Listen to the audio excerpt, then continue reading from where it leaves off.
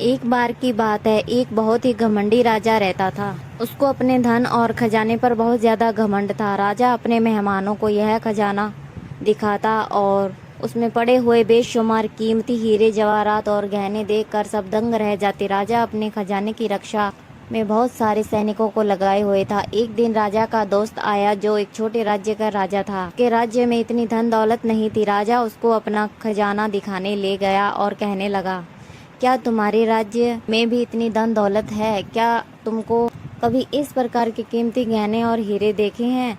वह राजा मुस्कुराया और उसने कहा, मुझे तुम यह बताओ, इन कीमती हीरों से और किसका भला हो सकता है? राजा उसकी बात समझ नहीं पाया और बोला, तुम क्या बात कर रहे हो? राजा का दोस्त उसको अपने छोटे से राज्य में ले गया और उसने राजा को बहुत सारी नई सड़क और जन कल्याण के बारे में बहुत सारे काम दिखाए। राजा बोला, देखो, मेरे राज्य में जितनी भी दौलत धन आता है उसका उपयोग मैं जन कल्याण में लगा देता हूँ। इस तालाब का पानी सभी जीव जंतु, जंगल के सभी जीव और गांव के लोग उपयोग करते हैं। मेरे लिए यह कुआं तुम्हारे हीरों से ज्यादा कीमती है। क्या तुम्हारे राज्य में भी ऐसे तालाब हैं जिनसे सभी की प्यास बुझ रही हो? अपनी गलती का एहसास हो जाता है और साथ ही उसको इस बात का भी ज्ञान होता है कि खजाने में रखे धन से किसी का कल्याण नहीं हो सकता।